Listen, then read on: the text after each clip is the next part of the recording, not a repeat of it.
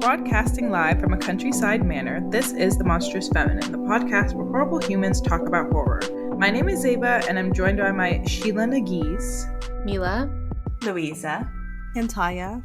And this is our second episode of the month talking about horrible men in horror. We will be covering the 2022 drama Men, directed by Alex Garland. Before we get into the film, go ahead and follow us on Spotify, YouTube, or the Apple Podcasts app. You can find all of our links on our Instagram at The Monstrous Feminine Podcast.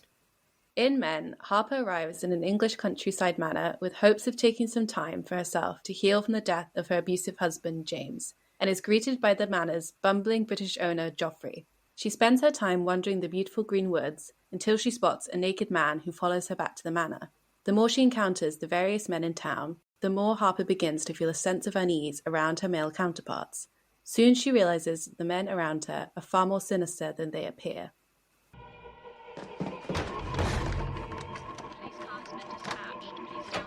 I am staying on the line. Are you alone in the house? He's trying to get in. Police are on their way. There's a car. Has anybody traveled alone, solo traveled, stayed in an Airbnb alone, lived alone? How do y'all feel about being ladies alone in the world? I have a lot of fun solo traveling. That's the only travel I do is solo travel, pretty much. And I've done like rural staying alone. I feel safer in a city, I will say. I would be so afraid and anxious the whole time, I think. I have never even lived alone. I've never spent any time, any significant amount of time alone ever in my life. And I will do it, but I'm very afeared, and it's not what I'm used to. I enjoy solo travel because I feel like then I don't have to necessarily worry about what anyone else wants to do. I can just do what I want to do. Sometimes when I'm traveling, it's a holiday, so I don't want to wake up at 8 a.m. and go on a tourist excursion. So I enjoy it in that aspect. But I will say, you do have to be a bit more hyper vigilant about people following and stuff, which technically I guess you should always do. But when you're alone, it's a bit more you're more conscious of those things than if you're with someone else, because it's it's 2 against 1.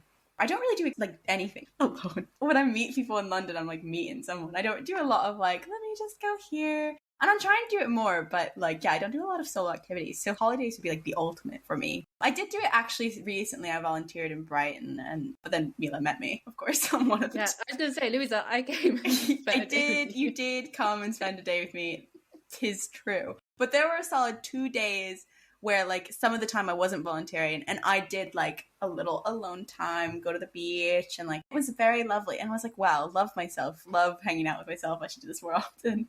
I go all over my home city alone all the time. I eat alone, I go to the park alone, I go to the museum alone. I do lots of alone dates, alone excursions in New York where I live, where I can return to my apartment. I feel what's scary about somewhere rural or not my house where I don't know the locks, where I don't know all the doors, where I feel the travel aspect of it and having to rely on strangers for help. Because when I'm in my city, I'll just call my friend if I need help. But I don't know. I think I'm still not brave enough. I think that was one thing about this film is that she rents such a huge manor. I was I wouldn't be able to rent a place that big. There's too many exits. It's fine being in the countryside, fine rural. I mean, that's a risk, but whatever. But it's get a smaller cottage. The only time I felt this is so in the middle of fuck nowhere was when I was taking a bus LA to Las Vegas, and I stopped halfway in the desert and stayed in a motel, and I was this is the scene of atrocious murders. That's one thing I would not do is travel. I'm scared of American road tripping. You're afraid of American road travel. Is that with in a car or on a bus type of situation? First of all, I don't bus. Princess does not bus. In America? Absolutely not. No. Are you serious? No, I'm a mere plebeian then. I bus everywhere. I'm not doing that. See, thank you. It's totally fine.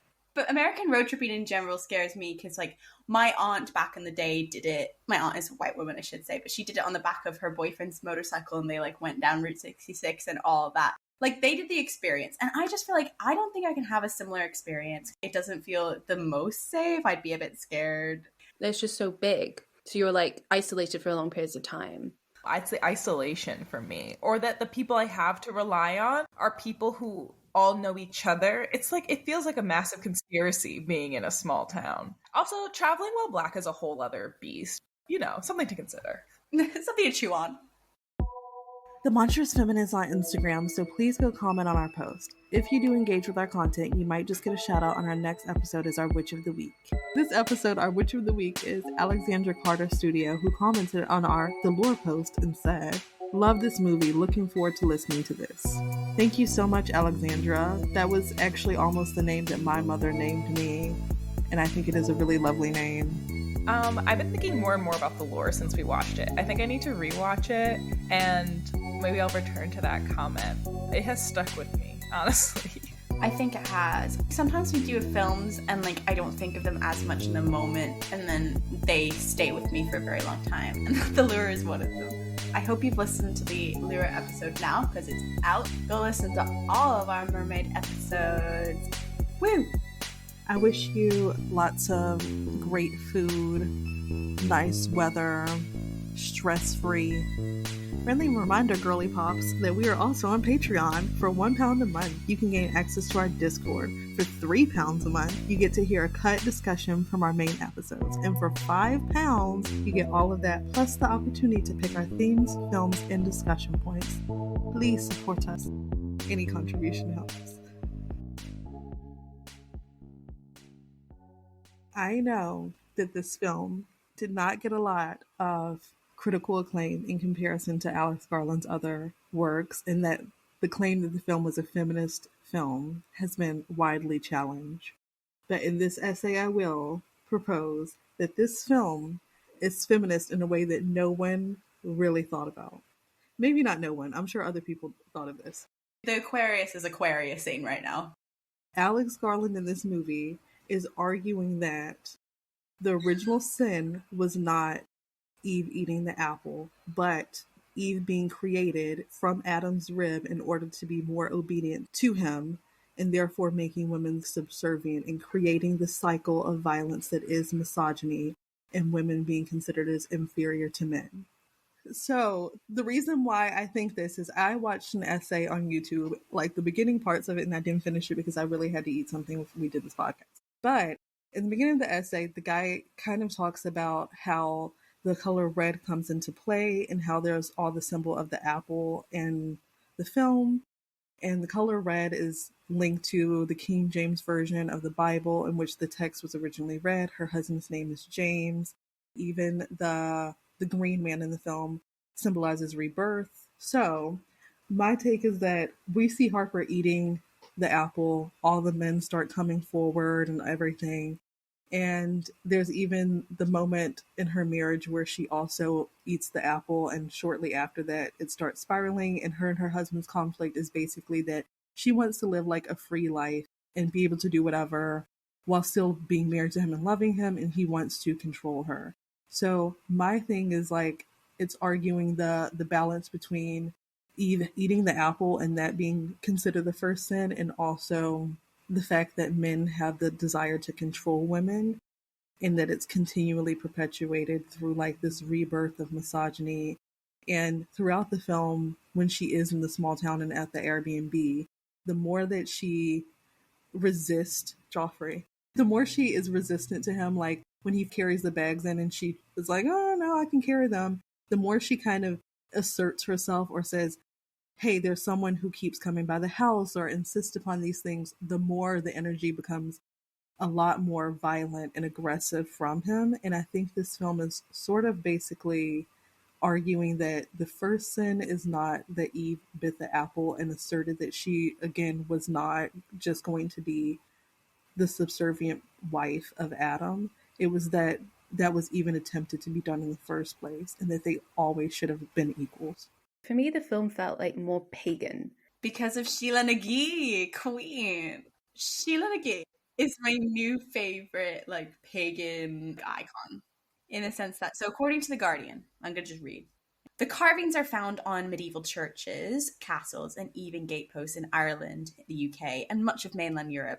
They seem to have their origins in the 11th century. The oldest discovered in the British Isles so far dates back to the 12th century, and the youngest to the 16th. Yet their beginnings are an enigma. Early theories from art historians claim that Sheila na gig were grotesque hag figures to warn against the sin of lust, a way of keeping the minds of churchgoers and monks pure. Others suggest that they are a talisman against evil. The act of women flashing their genitals has been believed to scare off demons as far back as the ancient Greeks. And more recently, researchers have leaned towards the idea that the Sheila is a pre-Christian folk goddess and her exaggerated vulva a sign of life-giving powers and fertility. So Sheila na gig is that shot on the podium of like a figure with a face and vagina, labia open, clitoris there. There's shots in this film between Green Man paganism, Tyia said, symbolizes rebirth, true. But then in contrast, or next to him, there's Sheila na gig. So that's who the other pagan symbol is. So more recently, she's also a sign of life-giving powers, fertility. But it's interesting that you have that sign of fertility in contrast to the rebirth and fertility image of the Green Man. And also Sheila na gig has been historically read as like, is it sin, is it lust, or is it life power? And that's kind of a microcosm for how women are read in, like, let's talk about biblical circles, maybe generally. According to Gaelic Matters, we'll do a little bit of etymology, but many believe the name Sheila na gig comes from Gaelic and means old woman with the breasts. Yet many do not have breasts. An alternative explanation is that gi is related to the Irish slang for vagina or gi, or an Old English and Scottish word gig or gaig. I'm probably saying that wrong, but it's G-E-I-G. Meaning the private parts of a woman. If this explanation is correct, it could mean hag of the vulva. Throughout the film, there's such a simplistic view of society. There's basically just the church and the home. And I think that is a further way to connect religion as the basis of patriarchal control and desire.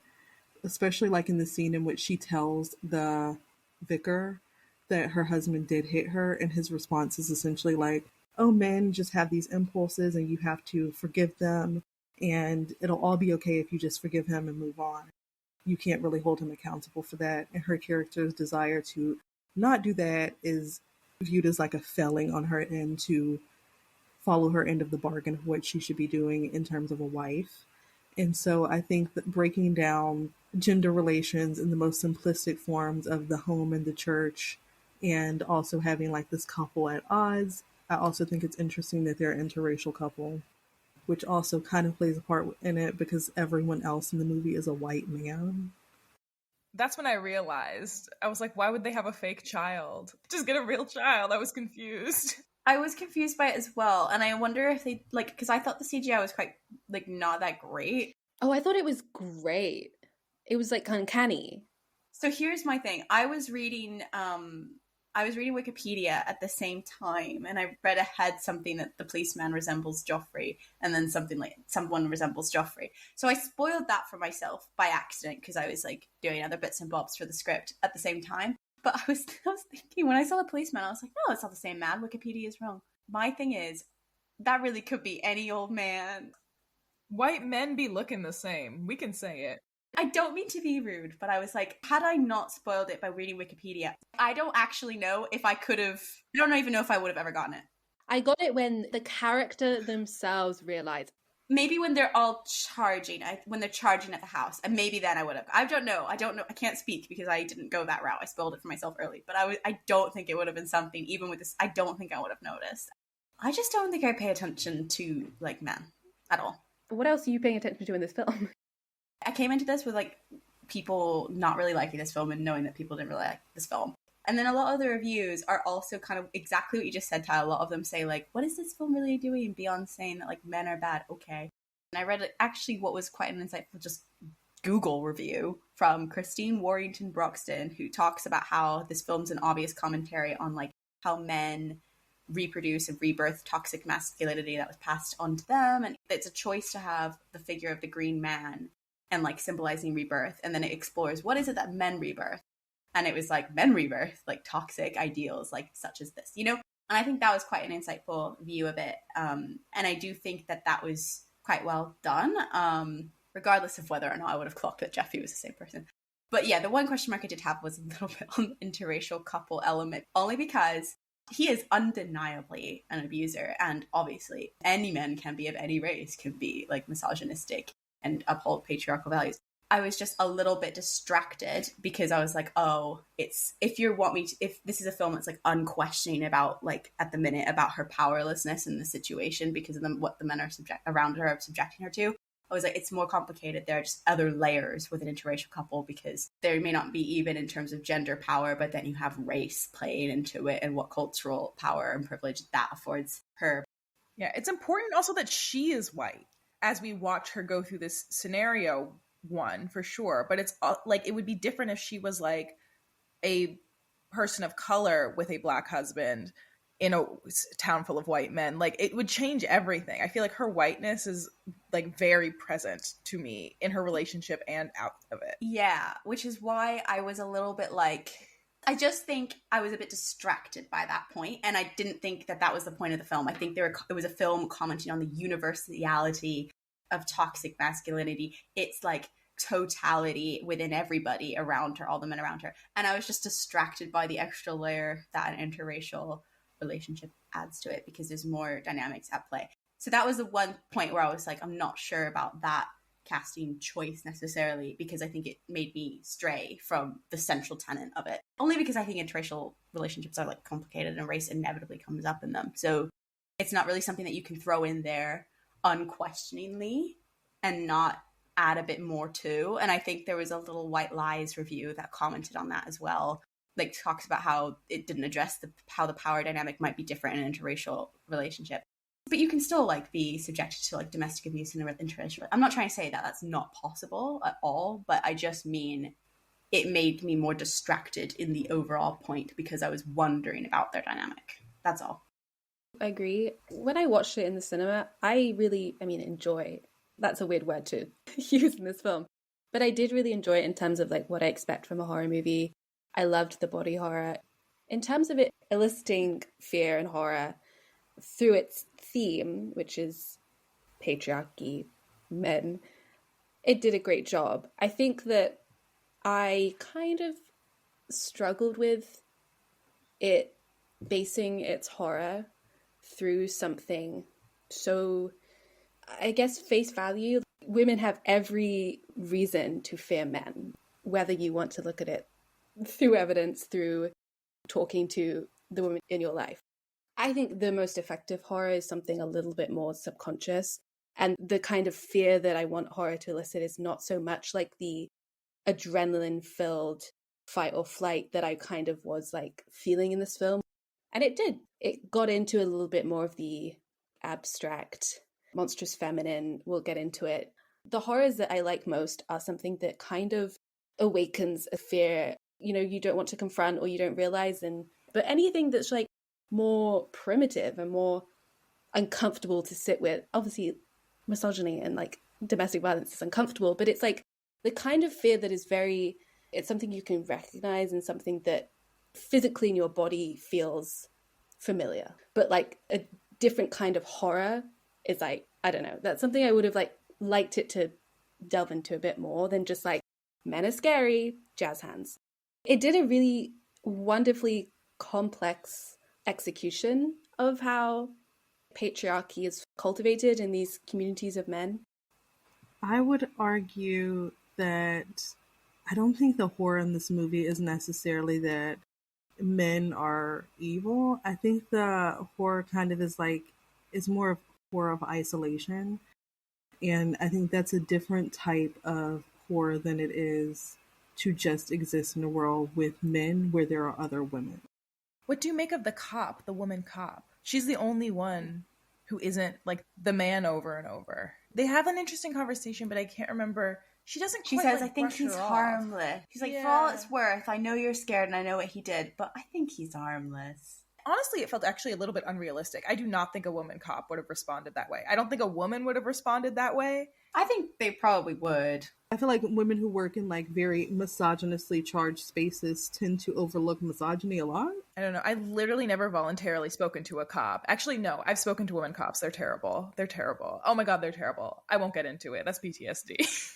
Mila, you were saying like you wanted something more primal out of this than like men are scary or like what you look for in horror is like that thing that gets to your like subconscious whatever. I found new fears unlocked in this, besides just like men, because like I didn't grow up like in or around a church or around a like Abrahamic faith or whatever, so I have no like association with this imagery beyond like I know the Adam and Eve story, or you know, I've never been around like men who are affiliated with like institution of a church or anything like that. So the two things that got me real bad were and I think this was really well done, really good use of the Adam and Eve imagery, because when I see like a depiction of Adam and Eve and they're nude in the garden, whether they're covered with fig leaves or whatever, the nudity does not upset me because I understand that like this was the purest earth that there was and there's no shame with the nudity, blah, blah, blah, blah, blah. When that man shows up, when he's standing behind her and she's on the phone with her friend and there's just this naked guy there, that so effectively recreated the feeling of what it must have been to like bite an apple and realize what nudity meant. Like I was seeing nudity for the first time when I saw that man. I'm like, why is he like that? Why is he looking like that? Like that, I was feeling like guilt in a way that I've never experienced, like religious guilt or like what that is supposed to feel like. He's just acting like he can just be naked. Like that's just like like the act of him standing there was so like shocking and inappropriate and terrifying, because like a naked man is so terrifying to me, like subconsciously, consciously, from what I've been taught, from what I haven't been taught. I'm so afraid of it, just like a naked man with no context. Like that is so threatening. It was like a full broad daylight scene. All it had to do was have a man be naked without explanation. That was the first like thing that terrified me on that like visceral level, like you're describing. The second was when the vicar turns on her, because I have never been in a situation where I've been told you're supposed to trust a man in authority because he's affiliated with a religious institution, right? I just haven't been in those situations. So I kind of did trust him, even though I know this movie is about men, even though I know that by the end, all the men are probably going to turn out to be skeevy, even though I know that men affiliated with big religious institutions are often not good people, even though I know all of this, right? Like I have all that context. When he says that thing about her husband, like, oh, do you feel guilty that you drove him to it? I was so shocked that he said that. I was like, run. Immediately I have a visceral thing. I'm like, run. This man is violent. This man empathizes with violence. That means that man is violent. That was like another like primal instinct where I'm like, if you don't get off that bench and get out of there. And then once everyone's been confirmed to be this like same man, demon, spirit, and he like physically attacks her and tries to assault her, that was like, we've watched a lot of scenes like that, right? Like horror movies that interrogate men often have scenes like that. For some reason, that one really got to me. I think it's like the audacity to be like, to like claim to be a man of God and to like be so outwardly sinful. Like it just is so, it's something I can't wrap my head around, even though like I understand that these things happen in the world and that they are like real horrors, and this is not like what we call like the oogie boogie spooky interpretation metaphor version of it, right? Like this is like literal violence. He's not being more of a monster now that I know he is supernatural than any man walking in the world. I feel like that turn to me where he's just like, oh, this is just like a regular man. This is what it's like to be alone in a room with a man who has power. Like that's just how scary it is. It was those three moments that like created new fears for me, because I did not previously have like religious associations with that type of fear or misogyny or like how patriarchy can exert itself in those ways, in those trusted spaces, because I just don't think I've like been in a context where I'm like, oh yeah, I'm in a church, I'm safe. This is supposed to be sanctuary. Like nothing bad can happen here. In the same way that like you should feel that way in your home. Like you said, Tyia, the church and the home are connected in this really particular way. I feel like I should feel safe in my home in the same way I should feel safe in a church, in the same way I should feel safe in a pub, but don't as a woman alone a lot of the time. And like when she walked in there and everybody looked at her, like, you're not supposed to be here, immediately I'm, again, run. I get that visceral sense. I'm like, run. There were a lot of moments where like she plows forward, maybe because of naiveness, maybe because she hasn't like caught on She's like, oh, I paid so much for this holiday. The friend convinces her. She's like, you deserve this. You've been through so much. You deserve to stay in this big thing. I don't know. I think I had a lot of those moments on the second watch that I think I did not get on the first watch. This was my second watch for me. I watched it, I think, closer to when it came out. But this is just to say, it did scare me more the second time than the first time. I think the first time I was like very confused by the religious imagery. I didn't get all of it. And then the second time it made itself like much more apparent. Because of that, it affected me in a more successful way. I don't know if that like makes it generally effective, but I was like, good use of that well-known imagery. I did think the reviews were just a bit harsh. For example, on the Roger Ebert website, they spoke about like the birthing scene being a bit going on too long and like inspiring unintentional laughter. And I was like, I don't think it did. I thought that was like the creepiest part. Also, someone else commented on how she just like gets like by the end, she just like walks away from it. And like that relating to like her passivity or something, maybe perhaps her underdevelopment of a character. I'll find the exact quote. We can talk. That's kind of a separate point. But I was like, no, I think the rebirth, the fact that it was so long, the fact that it was relentless, the fact that we had to watch every man come through in like graphic, like corrupted, like vaginal imagery, I thought was like the most poignant part. It really drives home all the elements that the film's trying to do with like the green man and like how toxic masculinity is reborn and over again in different cycles, various iterations of Joffrey's age. It doesn't matter, as you said, Ty, as well. I think maybe like I'm a bit torn in the sense that maybe there did need to be something connecting the biblical to pagan a little bit more overtly, because I think they were just relying on you knowing that those symbols sometimes appear on churches in medieval Europe. And I think if you don't know that, then you'd be like, why is this figure here? I've never seen this before, or I don't understand, you know? And I'm kind of torn in that I don't want a film to over-explain, but equally, I understand that I was reading at the same time I was watching, so I kind of understood it, maybe because I was like having it being explained to me at the same time. I think like there could have been something that like made that link a bit clearer. I don't know how. That's all I needed. So I think like that part wasn't as clear as it could have been. But I thought like the rebirthing part was the most poignant part. It like hammered home the idea. It was the best body horror bit in the film. I think it's in direct contrast when we're talking about the Green Man and how what men are rebirthing is like this toxic cycle versus what women are rebirthing. I mean, I'm speaking in binaries here, forgive me, but just to get through this point. But what women are rebirthing are like is like more like life-giving. And it's funny that her friend shows up pregnant at the end, right? I think it kind of drives that point home of like, what new society could we imagine if we rebirth something different than what they have been reproducing over and over and over again? I do think the end ends too suddenly. Like her friend just shows up and she's pregnant and that's it. I wish there was like just a little moment. It just kind of cuts there. You mentioned a review about how like it became sort of farcical. I disagree strongly. I've never like had so much fun in a cinema because everyone couldn't stop squirming in their seat during that scene. It uses CGI so perfectly. Obviously, you know, you're suspending some disbelief here, but there's something he like does really well in Annihilation is there's this I don't know, he just like gets the sort of grotesqueness of nature. I feel like that's kind of what he was like doing there as well. Alex Garland said the rebirth scene, he had a lot of trouble coming to terms with how he was going to do it, and he actually got inspiration from Attack on Titan. And he said the show influenced men, more specifically the rebirth scene at the end, because the show was written in terms of mutation and creating strange depictions of humanity and verges on the edge of ridiculousness, but makes it strange and terrifying and imaginative in an interview that he did.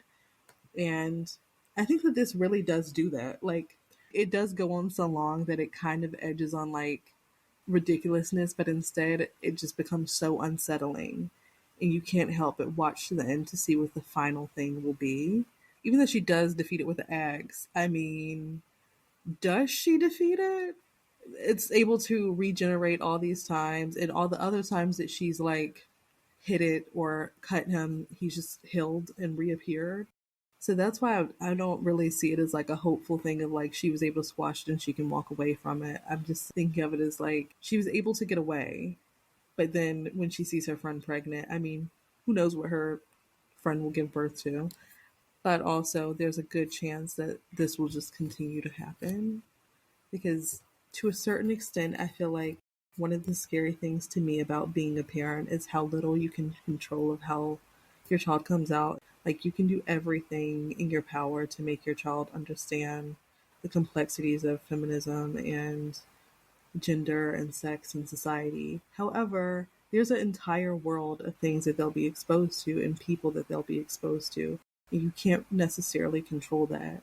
You expect children to have like this very pure sense of not understanding sexism and misogyny, and the sense of why that was so horrifying for the child to be one of the first people to really launch at her in a verbal way and just degrade her is because you expect children to be so naive and so sheltered from that type of thing. But overwhelmingly, I think very early on, boys are exposed to that, especially like when we think of like the boys will be boys. He hits you because he has a crush on you. Sexism and gender roles are passed along unless you as a parent or a teacher or whoever is making a conscious effort to avoid it. I read a review on Wired by Eric Ravenscraft, and he quoted his colleague who said, "I don't need to pay $15 to be afraid of being stalked and murdered by men. I can just go outside."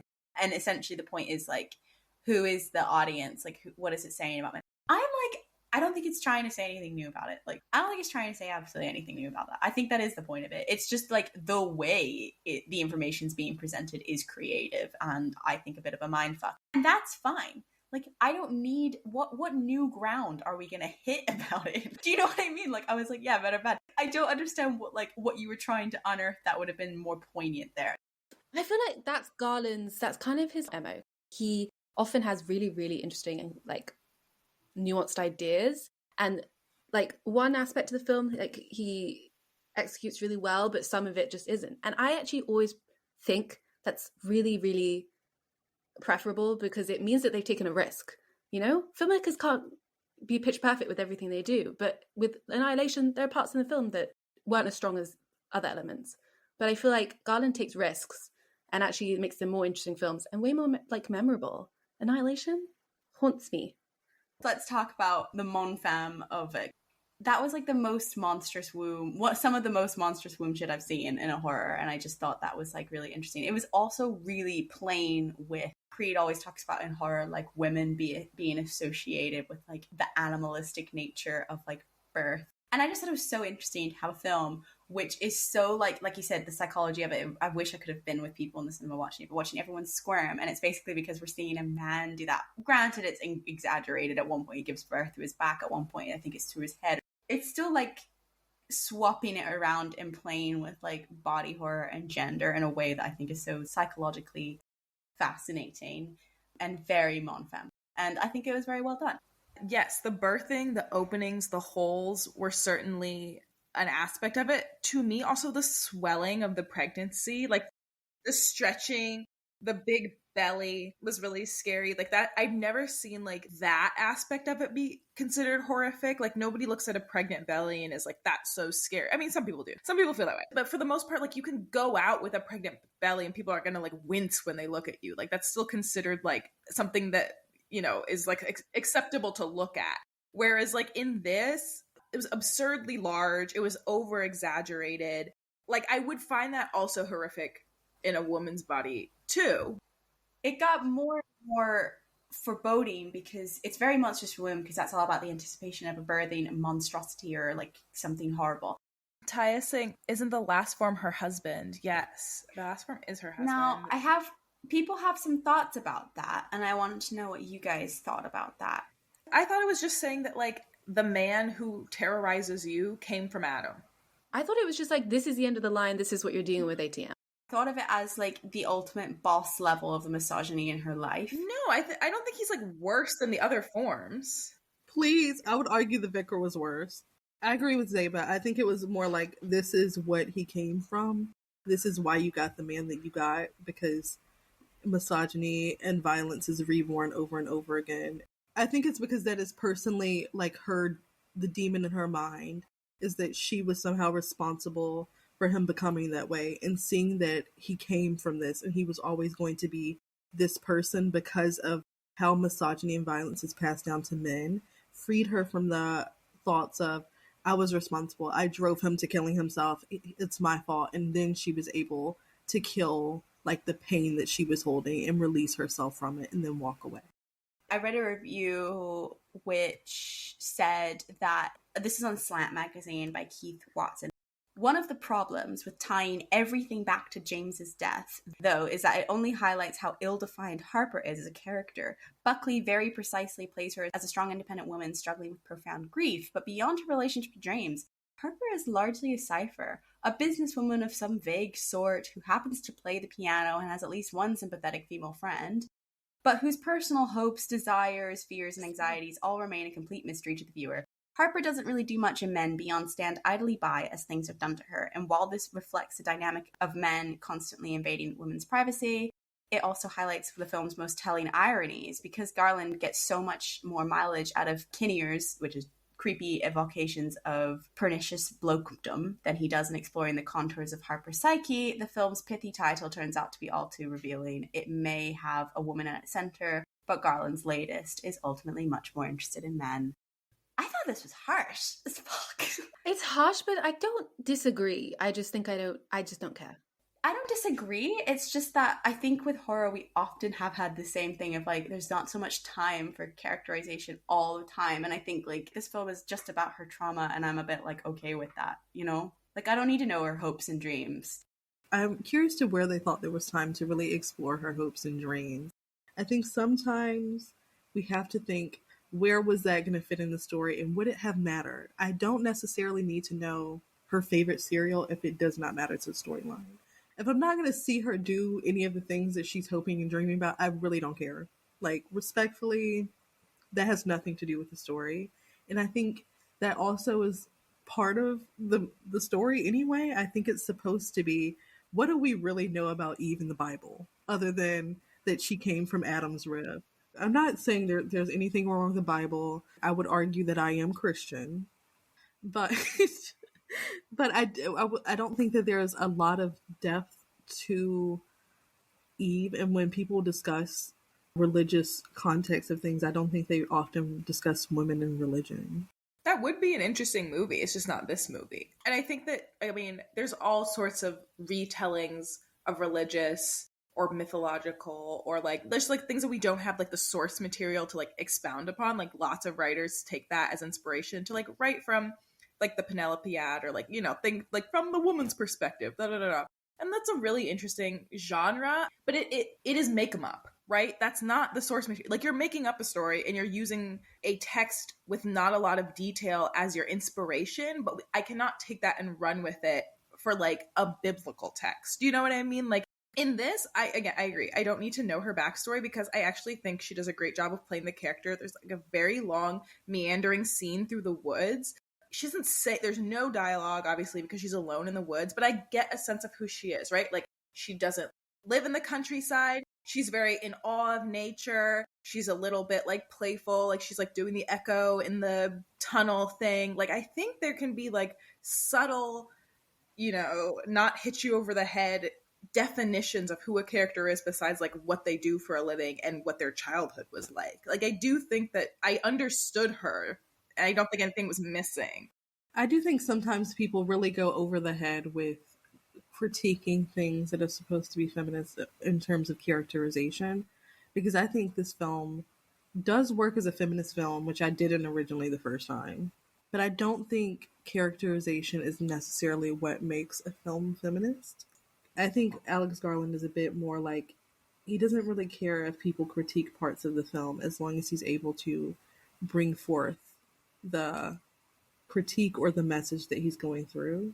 I also think he's really great at kind of playing with isolation and like kind of this ideal of the end of the world or new world. Overall, in summary, I think we all liked Men. Let us know what you think, listeners. Thanks, girly pops. We love you.